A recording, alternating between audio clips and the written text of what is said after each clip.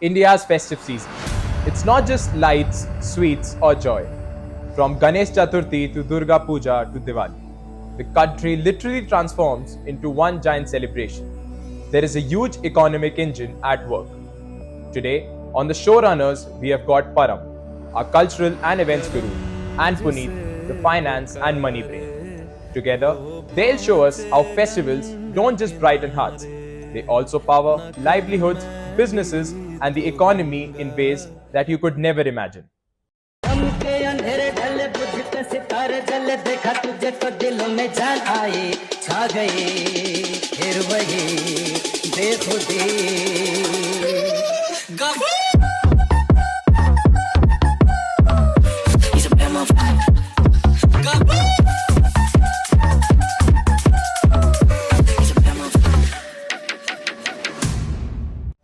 So, Param, when people see those massive pandals, crazy lightings, booming music, it all feels so magical. But can you please tell us that what actually happens behind all of these things? So when you spoke about all the magical stuff that happened, let me just give you a gist of this particular year in Ganesh Chaturthi. There were more than 1 lakh of Ganesha Murti that were actually sold and in the market in just Mumbai this particular year. And speaking about Kolkata, in this particular year, there were more than 3,000 pandals. I mean, that's a huge amount of pandals to have. And the thing that happens actually in backhand is all that we all actually see is all the beautiful lights, the way it's been managed. But in backhand, it's not just the electricians or the carpenters, but also a lot of engineers and various enormous number of suppliers that are there at the back. So it's a lot, I would say, that happens more than what happens in the front. It happens at the back end. So, my question is, do even the small towns feel this ripple? Small towns, I would say that they feel a lot of ripple because these are the people who actually celebrate all of this very traditionally. I mean, the way they celebrate the items, the various things that they use are very down to earth and so close to the nature. I would just recommend you and also you to actually go once and have the experience of how the festivals are actually celebrated in small villages, I would say that. Sure. Okay, so Puneet, let's follow the money, okay? With all of these things happening, the financial flow must be really massive. So, can you break it down for us? Very well question put out. So, massive, I feel, is an understatement. Because India's festive revenue itself is around 4.5 lakh crores. And I'm speaking into rupee perspective annually. Which this amount is even greater than many of the small countries' GDP. And if you take into account 2024, previous year, the online sales itself amounted to around 1,20,000 crores.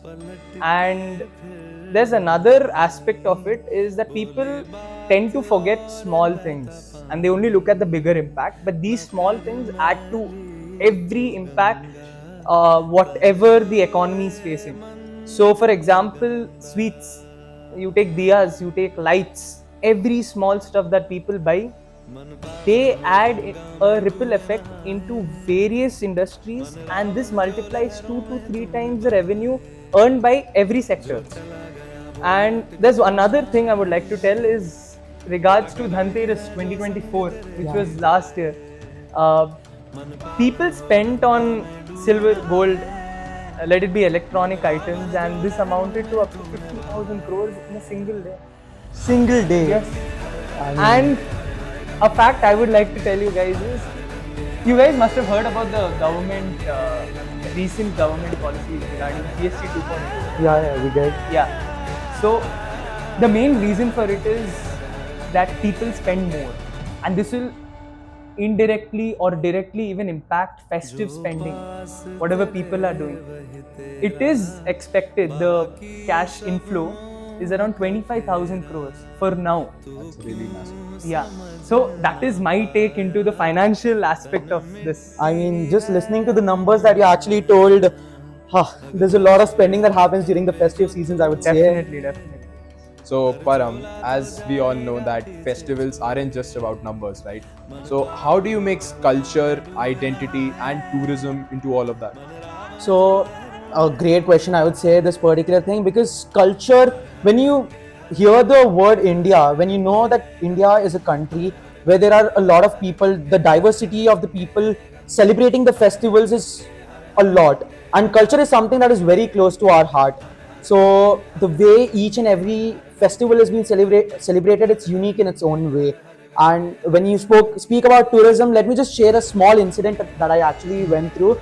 So we had Navratri recently. So I went to one of the places in Bangalore, and I was stunned to see a lot of foreign people actually celebrating Navratri. They were dancing on songs. They were the attire that they actually wore, ghagras and kurtas. So tourism plays an amazing and a huge role, I would say. Yeah, that would be my take on this. Do tourists come for this, like from foreign countries? They do. Even I was surprised, but when I actually went there, I was surprised to see a lot of foreigners over there. So foreigners do come here, and it also plays a part of economy. I mean, a huge part of economy, I believe. I mean, you might know more about it, the economic perspective. But yeah, the tourist during the festive season, there's a lot of boom, I would say. So, Puneet, can you add numbers to this? Like, does this festive tourism, does it really add that much to our economy? Yeah, it does. I'll give you a few examples. Take Jaipur for fact. Diwali, which is celebrated widely among India, let it be foreign countries.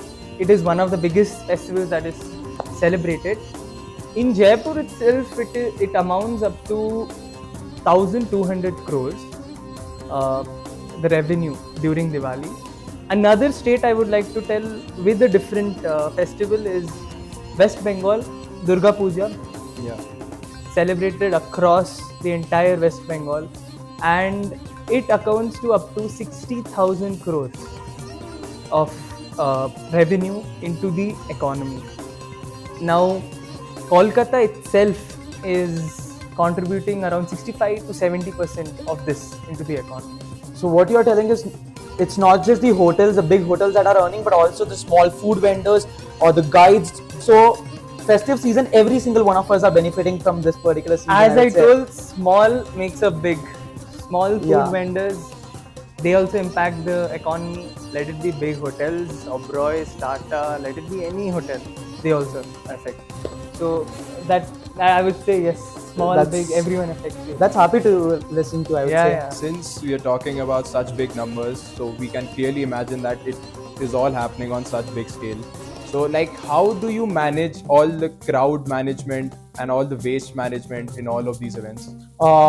That's a very good question, I would say, because being from an event background, I would say that all that people see is the event, but what happens after the event, the amount of work that we all go through, it's really hard, I would say. But right now, in the recent trends, there are also something called as AI crowd analytics that actually analyzes the crowd, and that helps us in optimum utilization of all the resources and various other things. And about waste management, one small example is that most of us can actually relate to is Indian weddings. I mean, the amount of food that gets waste during Indian weddings is it's a huge number, I would say, and we have so many people who don't have the basic needs of food. So there are various organizations that are actually working who take all the left out food and give it to the people in need. So I would say that it's a really good initiative that it's being taken by all these kind of startups, and this is how we manage all the things, I would say. Global examples too, like the Rio Carnival, it uses AI crowd management.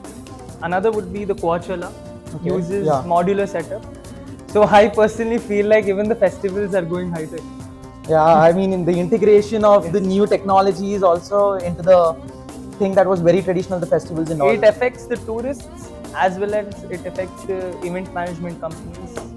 So it's going in a good direction. And does it pay off well financially? Yeah, it does. Of course, it pays off. Well managed festivals, well managed events definitely pay off. Brands, sponsorship, crowd, people are attracted to well managed festivals. Let it be anything. And you take into brands, they spend 12 to 15% more during festive quarters. Yeah. And this impacts the entire festive revenue. So what you're telling basically is the more a particular event is well managed, the more the people are going to spend. Yes. I mean, now people are going to go more into the way they are actually going to organize the fest, I would say. Yeah. They are definitely anything that is managed well, anything that has quality in it. Indians tend to have a mentality. Before it was quantity over quality, but now the lifestyle has changed, standard of living has changed.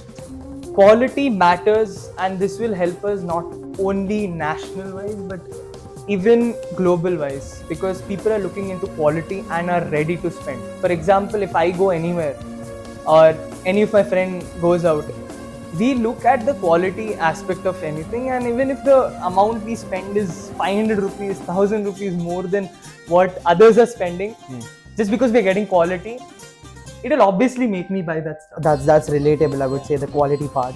Yes. Indeed. So, Param, my next question Yeah. is to you. As he rightly mentioned that the trends are being changed recently.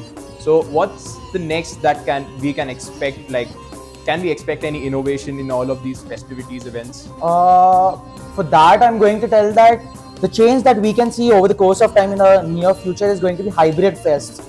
I mean, many of the people now, all the things have been converted to hybrid, and I think even the festival industry is going to be targeted by this particular change. So, and one more thing that I'm going to tell is going to be the pop-up in Tier 2 and Tier 3 cities. Even the festive traditions and various other things might pop up in also the Tier 2 and Tier 3 places. When I speak about hybrid, it's going to be VR, as you can see in the recent current affairs and various other things. VR have been modified, and the way they have been innovated, I would say, is in such a way that you can actually sit anywhere and experience anything. So festivals also, you can just have a VR headset and you can see various crackers bursting in the air. You can experience Holi maybe one day. So VR would be the new trend, I would say. I would like to add to this point. I feel festivals right now are not rituals anymore. Yeah, With rituals, it has become an experience economy. indeed. Yes. So, since we are talking about adding technology to the traditional festivities and all, so are there any potential risks that, if we look from today's point of view, can we see any potential risks in that sector? Yes. Risk is there in everything. Let it be small thing, let it be a big thing. And talking about festivals, which is at the heart of India, a country like India. So spending concentrates in metros, but they forget small towns, small cities. And even if you speak about different companies, or even if you speak about many economic aspects, for example, inflation increasing reduces spending. In 2024, food shortage, that also led to reducing spending. And also recession dips, they might occur, which is something a country never wants to go through. So that is the risk aspect into this. So what you want to tell is festivals are really powerful, but only if they are managed in a proper way is all you would want to tell. I think. Definitely, as I mentioned earlier, well-managed things will attract more things. Well-managed things will attract more crowd. With crowd comes money, and that is the talk of the town. Yeah. So, as Puneet rightly mentioned about the spendings and all, and apart from all these tier 1 cities, let's come down to tier 2 and tier 3 cities. So, if I'm spending a rupees there during this festival time, can you please tell that where is that all going? There's a lot of places that this particular money is going. As you can see, the first thing that comes to your mind is going to be decoration, the various pandals that have been set up, the various props and the elements that they have is what I would say the major amount of money is going to go. Apart from that, also as I mentioned earlier, there are a lot of suppliers, the vendors also benefit from this particular thing. So the money also goes to them. Then it comes to the people who organize the event, even they get a few amount of money, I would say. And I mean, if I just speak about how many people actually benefit from this, it's a repetitive thing, and it's going to be, we might need another podcast for just this particular thing, I would say. So there's a lot of people who actually benefit, and the rupee that you all pay goes to a lot of people, I would say. Yeah, in regards to that, so I'll just tell you how it works. Supplier buys materials. pays labor, distributors earn, they spend again, ripples across the various sectors as I mentioned, and this continues. And also taxes, infrastructure, brands and their value, brand value, they also are benefited. Rupee weaves through the economy. That is what I would like to say. And to add on that particular thing, I just forgot even the media. I mean, all the things that have been telecasted, even the media and sponsorships. Every single pandal, every single places have sponsors for themselves. So even sponsorship. So even these people are actually targeted. Yes, yeah. So my question to again Param to you is, like, beyond numbers, why do people spend beyond their own necessity? The reason why people actually spend beyond their necessity is going to be, see, festivals are not just a day, a special day. It is more like the stories that you embed, the stories that you actually tell to the people, to the upcoming generations, how you celebrated, how you used to celebrate all the festivals. Because as we see in future, the craze of the fests are going to be a bit lowered down. So you need something, the way you actually celebrated, you have stories to tell, you have memories to tell to the people. And one more thing is going to be, it is an identity symbol for people, the way you actually celebrate, Diwali or Durga Puja or Dhanteras, as it was mentioned, a lot of money was actually spent on that particular day. So it's not just a small day, it's a big day for everyone. The various gifts that you buy, the way you dress yourself, the clothes that you wear. So it's also a status symbol, a way you identify yourself, make memories. Everything's good on that particular day. So emotion fuels the economy, and it's literally like heart and wallet working together. That's, that's an amazing line, I would say. As anyone who's into the field of finance, if people are included into your product and have emotions to it, that's when their wallet works, and that's when you earn. So I would say festival has really got the emotion aspect to it, and this helps all the brands that are working into this. So I guess I can rightly say that festivals aren't just calendar breaks. They're also economic surges, and I guess smart planning and sustainability can amplify their impacts to the economy. Indeed, it can. That would be the reality of it, because whatever you said completely makes sense, and that's exactly what we all need to keep in mind. Yeah, that is one thing I would agree. Not one thing, but every aspect, whatever from brand or event management, whatever Param has told, this really helps us in one field, which is festival. But this festival, as I told, ripples across many sectors, and this, if you speak about into global consideration, it is one of very good aspects that India is going to get among the people, population, a very well populated country like India.